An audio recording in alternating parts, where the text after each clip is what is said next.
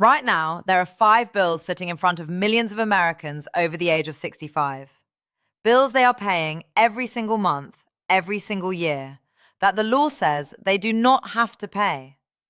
Not bills that could be reduced, not bills that might be negotiable, bills where the legal right to stop paying is already written down, already confirmed, already sitting on government websites that almost nobody over 65 has ever been directed to look at. And here is the part that should bother you before we get to anything else. Not one of the agencies, offices, or institutions collecting that money has any obligation to tell you the exemption exists. The county that collects your property taxes does not call you when you turn 65. The Social Security Administration does not send a letter explaining that you might be over-withholding. The IRS does not flag your return and say, "You missed something." That is not how any of this works. Every one of these bills operates on a simple assumption. You will keep paying until you find out you can stop. Most people never find out. That changes today. We are going through 5 specific bills, one at a time, with real numbers. We are going to explain who qualifies to stop paying or pay less, and exactly what step you take to make that happen. Some of these will apply to you immediately. Some may apply to someone you know. All of them are real, all of them are current, and none of them require any financial sophistication to act on. Let's start with the one that has the biggest dollar amount attached to it, because it also has the most urgent deadline. The first bill is your federal income tax, specifically the portion of it that millions of people over 65 are either overpaying or in some cases, paying entirely when they legally do not have to. This is not a loophole.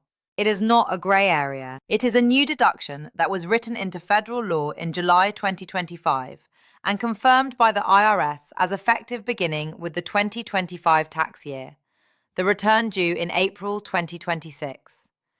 The law is called the One Big Beautiful Bill Act, signed on July 4th, 2025. Inside a very long piece of legislation covering many different topics, there is a specific provision for taxpayers aged 65 and older.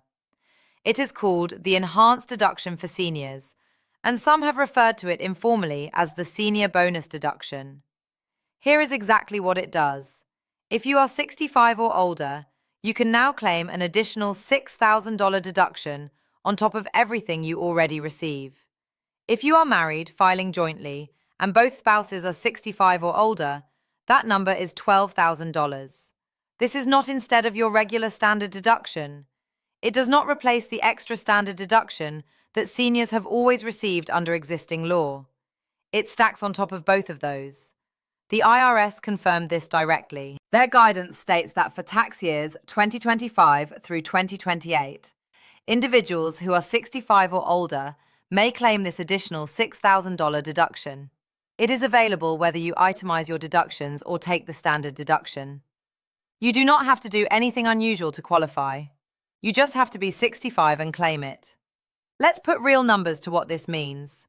A single filer over 65 in 2026 gets the standard deduction of roughly $16,100, plus the existing senior additional standard deduction of $2,000, plus this new $6,000. That is more than $24,000 in deductions before a single dollar is taxed. For a retiree living primarily on Social Security with a modest amount of other income, this combination can bring their taxable income to zero. No federal income tax, legally, without any complicated strategy. For a married couple, both 65 or older, you are looking at over $46,000 in combined deductions. That is a significant amount of income that simply does not get taxed. Now, the income phase out. The full $6,000 deduction is available if your modified adjusted gross income is $75,000 or below as a single filer, or $150,000 or below for a married couple filing jointly. It phases out above those numbers and fully disappears at higher income levels. But the vast majority of retired Americans fall well below those thresholds, which means the full deduction applies. There is one thing about this deduction that needs to be stated plainly. It is temporary. As the law currently stands, it applies to 2025, 2026, 2027, and 2028. 4 years, not permanent. That means every year you do not claim it is money you permanently leave behind. The IRS put out guidance on this specifically because the concern is real. Not all tax preparation software was immediately updated to include it. Some tax preparers who are not staying current with new legislation have missed it on returns they filed for clients. If you filed your 2025 return and are not certain whether this deduction was applied, check with your preparer or look at the return itself. If it was missed, an amended return can be filed. If you have not filed yet, make sure it is there before you submit. The government will not correct this for you.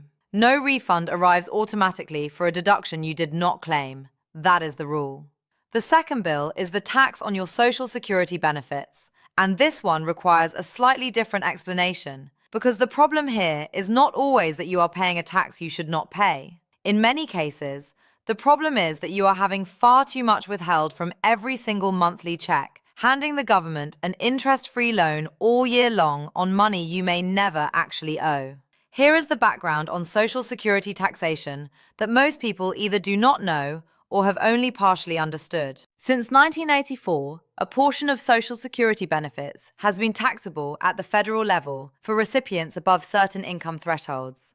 The formula the IRS uses is based on what is called provisional income, which is your adjusted gross income plus any tax-exempt interest income plus half of your annual Social Security benefits.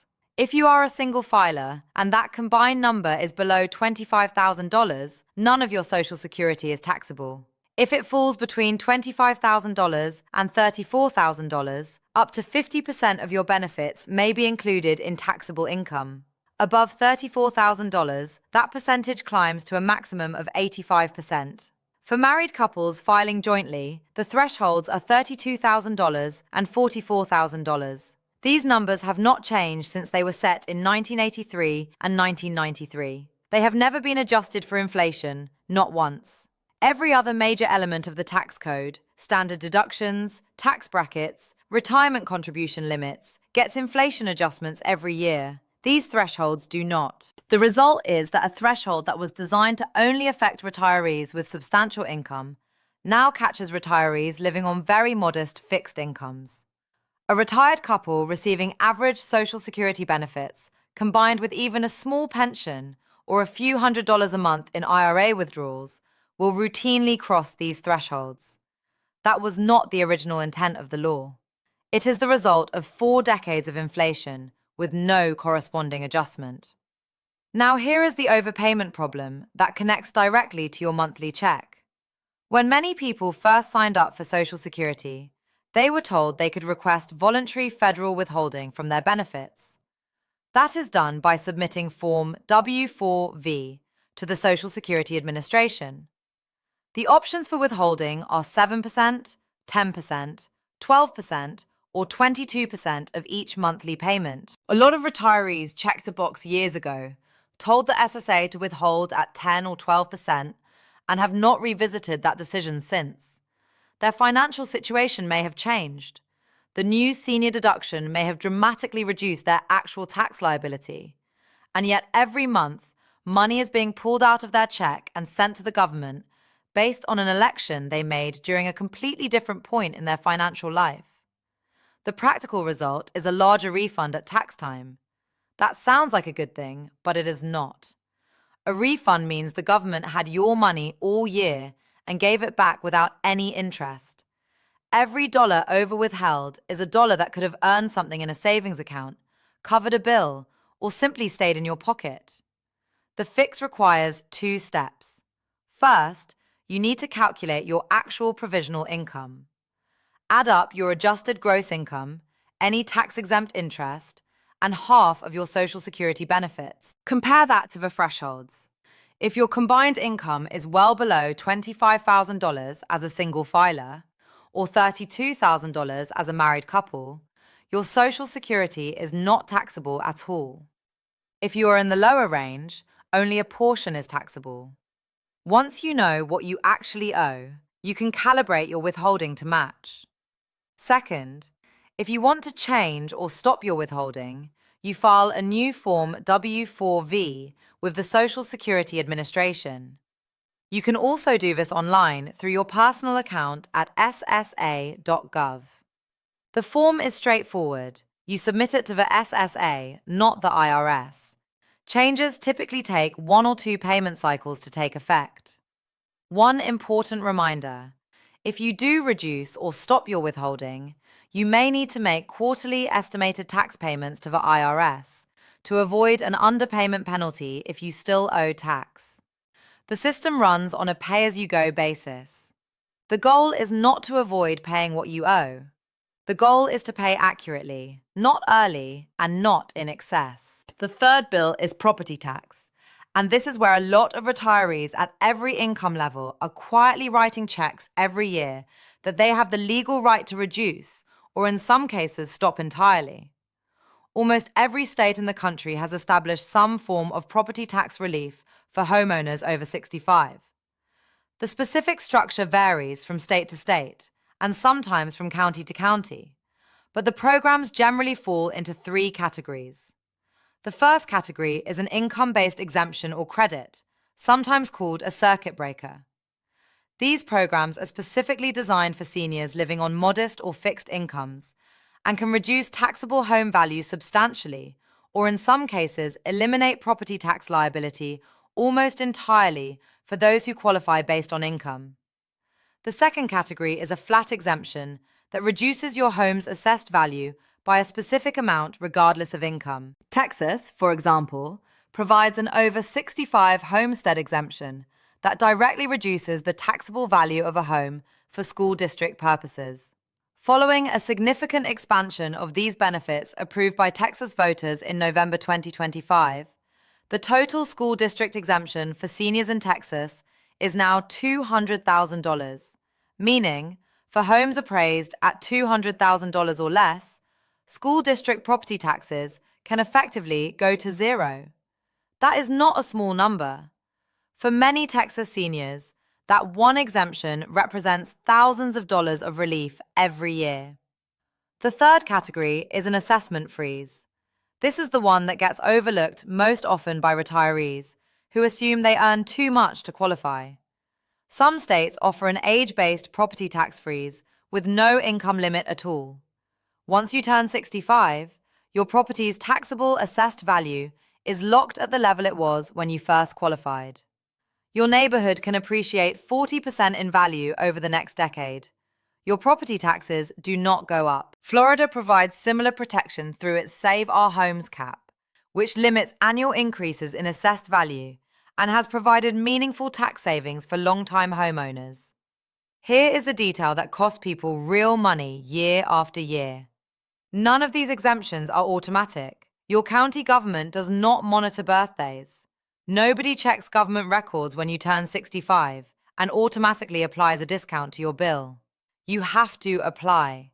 In most states, that means contacting your county assessor's office or your county appraisal district, filling out an application, and providing basic documentation, a government-issued ID showing your age, and proof that the home is your primary residence. The deadlines for these applications vary by state, but are often in the early part of the year. In many states, if you miss the annual deadline, you forfeit the exemption for that full tax year and have to wait until next year to apply. Some states do allow retroactive applications going back 1 or 2 years, which means if you have been 65 for the past few years and never applied, you may be able to recover some of what you overpaid. But that window is narrow, and most states do not provide any retroactive remedy at all. If you do not know what exemptions your county offers, you make one phone call or do one search. Contact your county assessor's office and ask 2 direct questions. What property tax relief programs do you offer for homeowners over 65? And which of those programs are based on age with no income requirement? Those 2 questions cover the full picture. You may find you qualify for something you have been missing for years. The fourth bill is Medicare premiums, and there are 2 separate issues worth addressing here, because they apply to different groups of people and each one is significant on its own. The first issue is Medicare Part A. Part A is the portion of Medicare that covers hospital stays and certain inpatient services. For the vast majority of Americans who worked and paid Medicare taxes for at least 10 years, which is 40 calendar quarters, Medicare Part A has no monthly premium. It is free. It has always been free if you meet that work history requirement. That requirement is built into the system. Yet some people are paying a Part A premium without realizing they should not be. The confusion usually stems from uncertainty about whether their own or their spouse's work record meets the threshold. If you or your spouse worked for at least 10 years in a job where Medicare taxes were withheld, Part A should cost you nothing. If you are currently paying a Part A premium and are uncertain whether you meet that work history requirement, it is worth a direct call to Medicare or the Social Security Administration to verify. The Part A premium in 2026 for those who do not qualify for the free version can be up to $565 per month. That is nearly $6,800 per year. For someone who actually qualifies for premium-free Part A and is paying that amount due to a misunderstanding, the financial impact of getting this corrected is enormous. The second Medicare issue is more targeted, but it can be worth an even larger dollar amount for people with higher incomes who recently retired. It is called IRMAA, the Income-Related Monthly Adjustment Amount. IRMAA is a surcharge added to Medicare Part B and Part D premiums for beneficiaries whose income exceeds certain thresholds. For 2026, the IRMAA surcharges begin when individual income exceeds $109,000 or $218,000 for married couples. The surcharges are structured in tiers, with the amounts increasing as income rises. At the lowest tier, the surcharge adds roughly $1,148 per person per year on top of the standard premium. At the highest tier, it can reach nearly $6,936 per person per year. These are real numbers, and for a married couple, both enrolled in Medicare, the combined impact can be substantial. Here is the problem that catches newly retired people completely off guard. Medicare does not use your current income to calculate IRMAA. It uses your income from 2 years ago. That means your 2026 Medicare premiums are based on your 2024 tax return. If you retired in 2025 or 2026, Medicare is still looking at income from your peak earning years. Your income may have dropped by half or more since then, but your premium does not automatically reflect that change. You pay the surcharge based on what you were earning before you retired, even though that income is long gone. The form to correct this is the SSA 44, titled Medicare Income-Related Monthly Adjustment Amount, Life-Changing Event. You file this with the Social Security Administration, not the IRS. Retirement is specifically listed as a qualifying life-changing event on this form, along with the death of a spouse, divorce, and significant reduction in income from other sources. When you file the SSA 44, you document your current income situation, and the SSA recalculates your premium based on that actual income. If your income has dropped to a level below the IRMAA threshold, the surcharge goes away. If it was reduced to a lower tier, your premium reflects that lower tier. And if you have been paying the wrong surcharge amount since the beginning of the year, the SSA will refund the excess amount retroactively. Almost nobody files this form because almost nobody knows it exists. The IRMAA surcharge shows up as a quiet deduction from your Social Security benefit, and it looks official, so people assume it must be correct.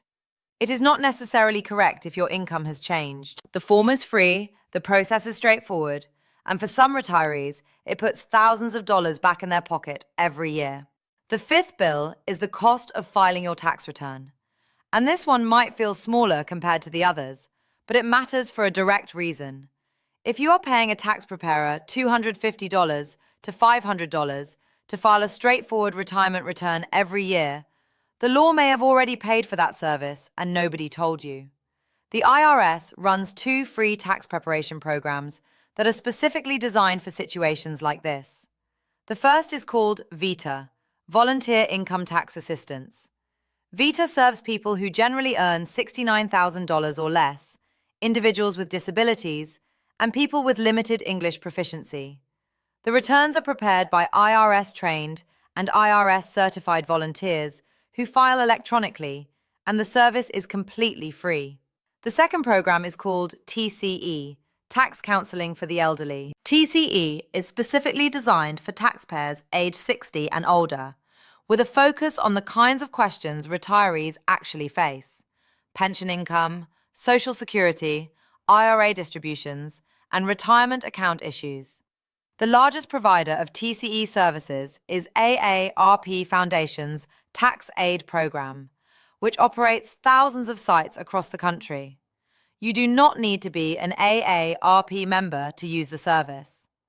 According to AARP itself, anyone can use tax aid regardless of membership status. These are not low-quality services. The volunteers are trained to IRS certification standards. The returns are e-filed exactly the way a paid preparer would file them. Refunds, when applicable, come in the same time frame. For a retiree with 2 Social Security income statements, a pension, and a few investment accounts, which is a very typical retirement return, this is a fully capable option. There is an honest line to draw here.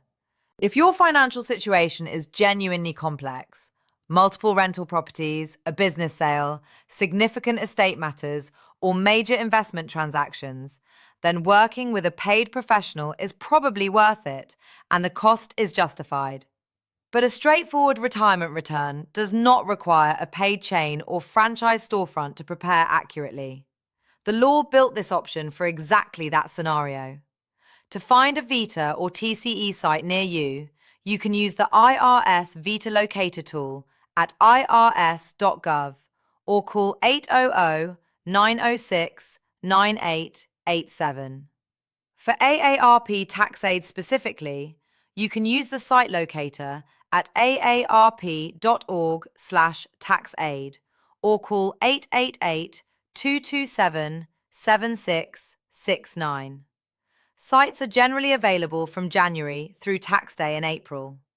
If you have been paying $300 or more every year for a tax return that qualifies for free preparation, and you have been doing that for 10 years, that is $3,000 you did not have to spend. That is a meaningful amount of money, and the free option has been there the entire time. Now we come to 3 additional areas that are worth understanding, particularly if you are a retiree who has built up some savings, owns a home that has appreciated, or gives to charity. The first is the home sale exclusion. One of the most persistent and damaging fears in retirement is the idea that selling a home you have owned for decades will trigger an enormous tax bill. That fear causes real harm. It keeps people in houses that no longer fit their lives, in neighborhoods that may no longer meet their needs, because they believe the tax consequences would be devastating. In most cases, that fear is based on a misunderstanding of how the tax code actually works. When you sell your primary residence and you have lived in it as your main home for at least 2 of the last 5 years, the IRS allows you to exclude up to $250,000 in capital gains from taxation if you are single, and up to $500,000 if you are married and filing jointly. This is not a deduction, it is an exclusion. The gain up to that limit simply does not count as taxable income. The gain itself is calculated as what you sold the home for, minus what you originally paid for it, minus the cost of any capital improvements you made over the years. A couple who bought a home for $80,000 30 years ago and sells it today for $420,000 has a gain of $340,000. With the $500,000 married exclusion, that entire gain is excluded from federal tax. Their federal tax on the sale is 0. What matters most is the 2 out of 5 years residency requirement. If you have been living in the home as your primary residence, you almost certainly qualify. But if you have moved out, if you are spending most of your time elsewhere, in a second home, with family, or in an assisted living facility, the clock on that requirement is running. If you have been away from the home for more than 3 years, you have already lost the exclusion. Understanding where you stand on this timeline before you make any decisions about selling is important. The second is the 0% capital gains bracket. Many retirees do not realize that depending on their taxable income, they may owe absolutely no federal tax on long-term capital gains. For 2025, a married couple can have taxable income up to approximately $96,700 and still be in the 0% long-term capital gains bracket. For a single filer, that threshold is roughly $48,350. Taxable income means after deductions. A retired couple with gross income over $100,000 can easily find their taxable income below the threshold once the standard deduction and the new senior bonus deduction are applied. In those low-income years between retirement and the start of required minimum distributions, selling appreciated stocks, mutual funds, or other investments may generate no federal capital gains tax at all. That is a window that closes once required distributions start pushing income up, and it is worth being aware of.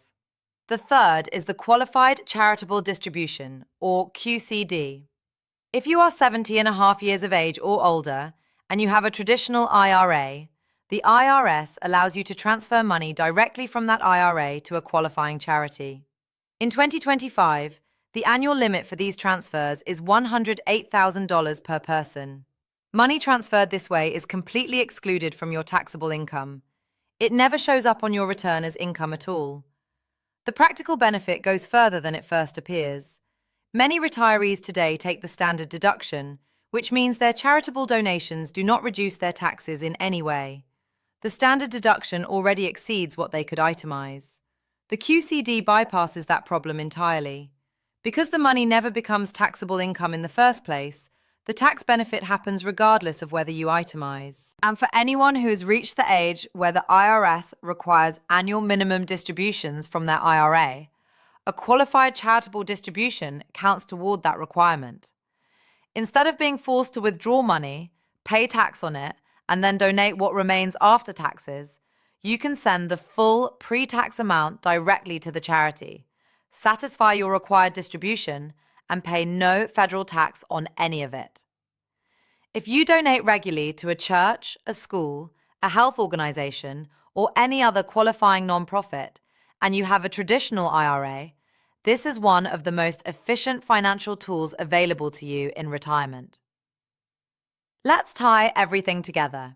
5 bills, 3 additional opportunities, all of them real, all of them legal, all of them currently available, and every single one of them requires you to take action, because none of them are applied automatically. The federal income tax you may not actually owe. Claim the senior bonus deduction on your 2025 return before it expires. The Social Security over-withholding. Calculate your actual provisional income, and if your withholding is higher than what you will actually owe, submit a revised W-4V to the SSA to bring it in line. The property tax exemption. Call your county assessor this week, not next month. Ask what senior exemptions exist. Ask which ones are age-based with no income test, and apply before the deadline in your state. The Medicare IRMAA surcharge. If your income dropped when you retired and you are still paying a higher premium based on income from 2 years ago, file Form SSA 44 and request a recalculation based on your actual situation. The tax preparation fee. If your return is straightforward, the IRS has already built a certified free option for taxpayers your age. Use it. And if you have appreciated investments, a home you plan to sell, or a traditional IRA and you give to charity, the tools to handle those situations with significantly less tax exist. They are in the code. They are available now. The pattern across all of these is the same. The law provides the relief. The relief is not delivered, it is claimed. There is no announcement, no letter, no automatic adjustment. The system stays exactly as it is, unless you engage with it. If this gave you something useful, something you did not know before you started watching, consider sharing it with one person in your life who is over 65 or getting close. A parent, a neighbor, Someone from your community. Because the odds are very good that at least one of these 5 things applies to them, and they have no idea.